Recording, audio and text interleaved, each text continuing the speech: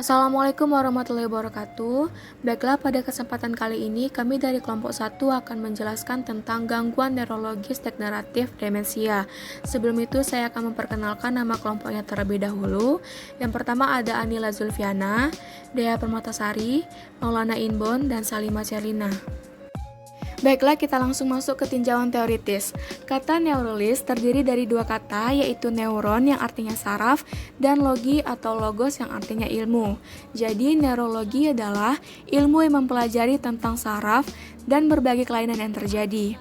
Sistem saraf adalah pusat komunikasi dan pengambil keputusan. Nah, sistem saraf ini dibentuk oleh jaringan saraf yang terdiri atas beberapa macam sel. Komponen utama sistem saraf adalah sel saraf atau neuron. Nah, neuron atau sel saraf bertanggung jawab atas reaksi, transmisi, dan proses pengenal rangsangan. Sekarang kita masuk ke konsep penyakit. Demensia menurut WHO adalah sindrom neurodegeneratif yang timbul karena adanya kelainan yang bersifat kronis dan progresivitas, disertai dengan gangguan fungsi luhur multiple seperti kalkulasi, kapasitas belajar, bahasa, dan mengambil keputusan. Kesadaran pada demensia tidak terganggu. Gangguan fungsi kognitif biasanya disertai dengan perburukan kontrol emosi, perilaku, dan motivasi, menurut WHO tahun 2014. Nah, sekarang kita masuk ke etiologi demensia. Etiologi demensia ini ada 6. Yang pertama, penyakit Alzheimer. Yang kedua, serangan stroke yang berturut-turut. Yang ketiga, sindrom demensia dengan penyakit yang etiologi dasarnya tidak dikenal kelainan. Yang keempat, sindrom demensia dengan etiologi yang dikenal tetapi belum dapat diobati penyebab utamanya. Yang kelima, sindrom demensia dengan etiologi penyakit yang dapat diobati. Dan yang terakhir, penyakit jisim Lewy. Lalu patofisiologi demensia. Nah, penderita demensia umumnya terjadi pada lansia yang tidak memperlihatkan gejala yang menonjol pada tahap awal. Lansia pada umumnya mengalami proses penuaan dan degeneratif. Kejanggalan awal yang dirasakan mereka sulit mengingat dan sering lupa jika meletakkan suatu barang. Nah, gejala demensia yang sering muncul biasanya berupa depresi pada lansia. Mereka menjaga jarak dengan lingkungan dan lebih sensitif. Kondisi seperti ini dapat saja diikuti oleh munculnya penyakit lain dan biasanya akan memperparah kondisi lansia. Lalu di sini teman-teman bisa melihat WOC tentang demensianya. Nah, sekarang kita masuk ke manifestasi klinis demensia. Yang pertama, menurunnya daya ingat yang terus terjadi. Yang kedua, gangguan orientasi waktu dan tempat, misalnya lupa hari, minggu, bulan, tahun, tempat penderita, penurunan dan ketidakmampuan menyusun kata menjadi kalimat yang benar, ekspresi yang berlebihan, dan adanya perubahan tingkah laku. Sekarang kita masuk ke pemeriksaan diagnostik demensia. Nah, pemeriksaan diagnostik demensia ini ada 5. Yang pertama, pemeriksaan laboratorium rutin. Yang kedua, imaging. Yang ketiga, pemeriksaan EEG. Yang keempat, pemeriksaan cairan otak. Dan yang terakhir, pemeriksaan neuropsikologis. Lanjut, komplikasi demensia. Nah, komplikasi demensia ini yang pertama peningkatan resiko infeksi di seluruh bagian tubuh yang terdiri dari ulkus diabeticus, infeksi saluran kencing, pneumonia, lalu ada tromboemboli inframecardium, yaitu ada kejang, kontraktur sendi, kehilangan kemampuan untuk merawat diri, malnutrisi, dan dehidrasi akibat nafsu makan dan kesulitan menggunakan peralatan. Lanjut ke penata laksanaan demensia. Nah, penata laksanaan pada klien dengan demensia ada berbagai cara, antara lain sebagai berikut. Yang pertama, farmakoterapi, dukungan atau peran keluarga, terapi simptomatik, dan pencegahan dan perawatan demensia. Lalu di sini ada MCP, teori atau kasus, teman-teman bisa lihat. Kita lanjut ke asuhan keperawatan demensia. Nah, pengkajian, kita cek data subjektifnya. Pasien mengatakan mudah lupa akan peristiwa yang baru saja terjadi. Lalu data objektifnya, pasien kehilangan kemampuan untuk mengenali wajah, tempat, dan objek yang sudah dikenalnya.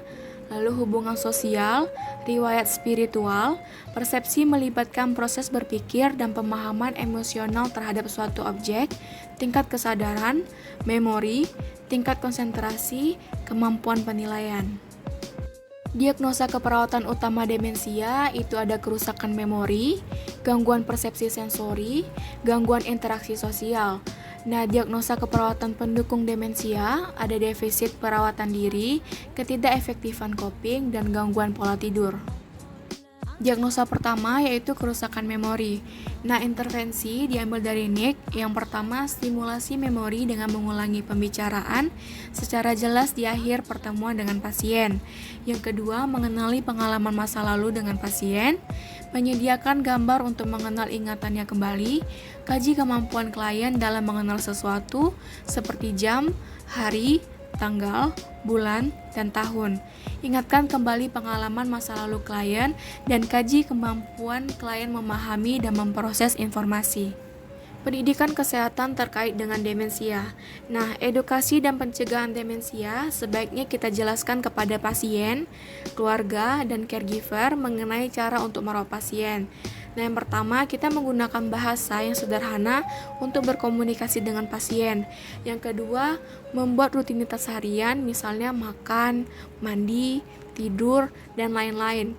Kita bantu pasien agar dapat melakukan kegiatan harian secara mandiri. Untuk reorientasi, dapat digunakan gambar, tanda, kalender, foto, dan jadwal harian. Lalu tidak mengkonfrontasi tindakan atau pemikiran pasien yang salah karena dapat memicu pasien untuk melakukan tindakan yang tidak diinginkan. Sebaiknya ganti subjek pembicaraan atau memberitahu kebenaran secara persuasi. Dan yang terakhir, lingkungan rumah dibuat agar aman, misalnya tidak meletakkan peralatan elektronik di toilet, menyimpan benda berbahaya di lemari yang dikunci, dan lain-lain. Sebaiknya tidak melakukan perubahan yang besar di lingkungan rumah. Selanjutnya, pencegahan demensia dilakukan dengan menghindari dan mengobati faktor resiko. Pasien juga disarankan untuk menjalani gaya hidup sehat dengan menjaga pola makan, melakukan aktivitas fisik secara rutin, serta melatih kemampuan kognitif. Pasien juga sebaiknya membatasi konsumsi alkohol karena dapat memperburuk fungsi kognitif. Pembahasan dan asuhan keperawatan terkait kasus. Seorang laki-laki berusia 85 tahun mempunyai riwayat demensia dirawat di ruang rawat neurologi. Pasien saat ini mempunyai keterbatasan dalam merespon dengan tepat pertanyaan yang diberikan dan kadang-kadang tampak gelisah dan menolak asuhan keperawatan yang diberikan. Pasien menolak untuk minum obat, memuntahkannya kembali dan mencengkeram pagar samping tempat tidur ketika perawat mencoba membalikkan badannya. Hasil pengkajian, pasien mengalami inkontinensia, memerlukan komunikasi terapeutik untuk membantu kegiatan perawat dan aktivitas sehari-hari. Perawat yang merawat pasien menggunakan teknik komunikasi dengan berbicara perlahan dan lembut, merupakan komunikasi yang efektif untuk memfokuskan perhatian dan mendorong pasien mengikuti instruksi yang diberikan perawat. Selanjutnya, saat ini pasien tampak lebih gelisah, perlu sering dilakukan reorientasi terhadap tempat dan perawat membutuhkan orang lain untuk memegang lengannya ketika akan dilakukan pemeriksaan tanda-tanda vital. Pasien kadang-kadang mengatakan kepada perawat bahwa di ruangannya ada seseorang anak kecil padahal pasien berada sendiri di ruang perawat. Perawat mengabaikan pertanyaan pasien dan mengalihkan perhatian pasien pada topik pembicaraan lainnya. Ketika telah selesai melakukan asuhan keperawatan pada pasien, pasien tampak tidak mengingat perawat tersebut. Perawat merasa sedih dan bingung serta mengalami kelelahan secara emosional terhadap sikap pasien. Terapi yang didapatkan pasien, risperidon 1x2 mg, Celexa 1x20 mg.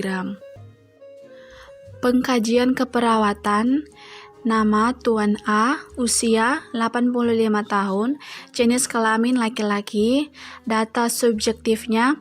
Yang pertama, pasien mengalami inkontinensia. Yang kedua, keterbatasan pasien merespon dengan tepat. Ketiga, pasien tampak gelisah. Keempat, pasien menolak asuhan keperawatan yang diberikan oleh perawat. Kelima, pasien menolak untuk minum obat dan memuntahkannya kembali. Data subjektifnya, pasien mengatakan kadang-kadang melihat anak kecil di ruangannya padahal pasien sendiri. Diagnosa keperawatannya, yang pertama gangguan memori berhubungan dengan gangguan neurologis, yang kedua gangguan interaksi sosial berhubungan dengan perilaku menentang, yang ketiga gangguan persepsi sensori berhubungan dengan usia lanjut, ditandai dengan demensia. Diagnosa yang pertama, gangguan memori berhubungan dengan gangguan neurologis. Jadi intervensinya latihan memori. Observasi yang pertama, identifikasi masalah memori yang dialami. Yang kedua, identifikasi kesalahan terhadap orientasi. Selanjutnya terapeutik. Yang pertama, rencanakan metode mengajar sesuai kemampuan pasien. Yang kedua, stimulasi memori dengan mengulang pikiran yang terakhir kali diucapkan. Yang ketiga, fasilitasi mengingat kembali pengalaman masa lalu. Yang keempat, fasilitasi kemampuan konsentrasi. Yang kelima, stimulasi menggunakan memori pada peristiwa yang baru terjadi. Selanjutnya, edukasi. Yang pertama, jelaskan tujuan dan prosedur latihan. Yang kedua, ajarkan teknik memori yang tepat. Diagnosa yang kedua, gangguan interaksi sosial berhubungan dengan perilaku menentang. Intervensinya, modifikasi perilaku keterampilan sosial. Observasi, yang pertama, identifikasi penyebab kurangnya keterampilan sosial. Yang kedua, identifikasi fokus pelatihan keterampilan sosial. Terapeutiknya, yang pertama, motivasi untuk berlatih keterampilan sosial. Yang kedua, beri umpan balik positif terhadap keterampilan sosial. Yang ketiga, libatkan keluarga selama latihan keterampilan sosial.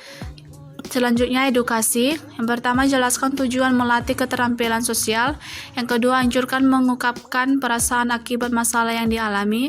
Yang ketiga, anjurkan mengevaluasi pencapaian setiap interaksi. Yang keempat, edukasi keluarga untuk mendukung keterampilan sosial. Yang terakhir, latihan keterampilan sosial secara bertahap. Diagnosa yang ketiga, gangguan persepsi sensori berhubungan usia lanjut ditandai dengan demensia. Intervensinya manajemen halusinasi.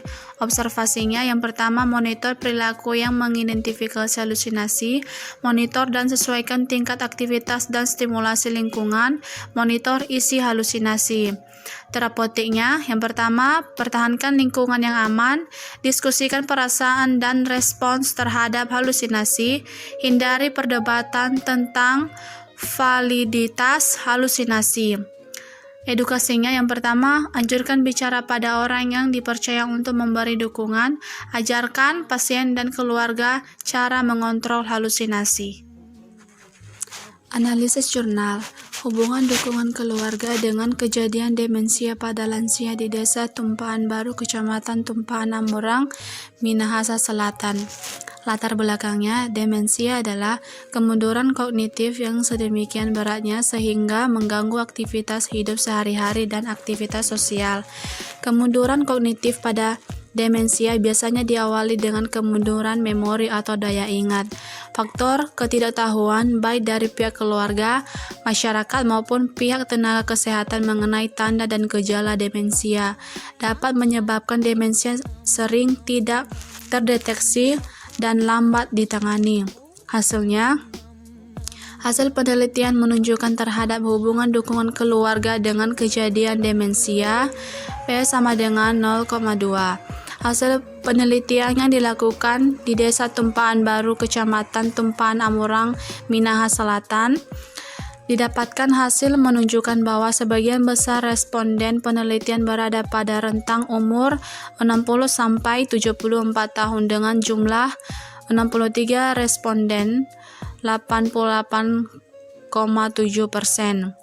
Nugroho 2008 memaparkan bahwa salah satu faktor resiko dari demensia adalah lanjut usia di atas 65 tahun.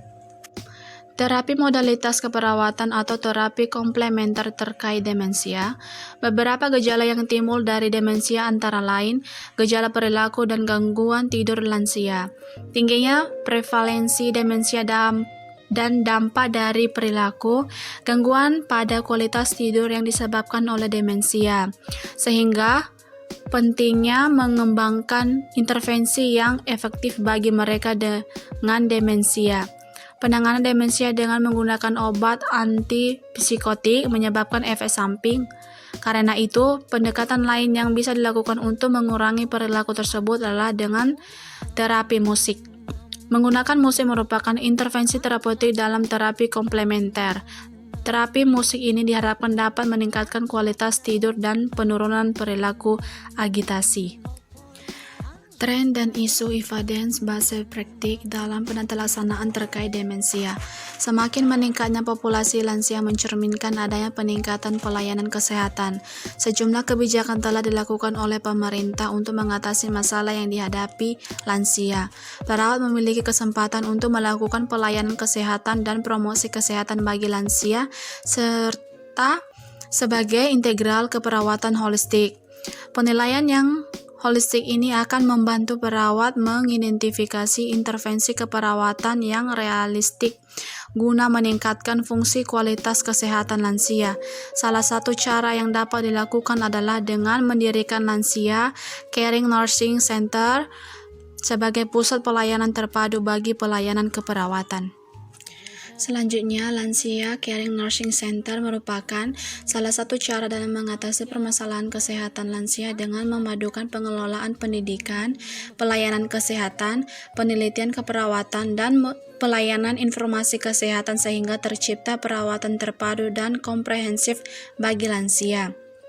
Lansia Caring Nursing Center merupakan tempat khusus bagi lansia untuk meningkatkan kesehatan lansia, menambah wawasan kesehatan bagi sarana untuk memberikan pendidikan kesehatan bagi lansia yang sudah ataupun bermasalah kesehatan.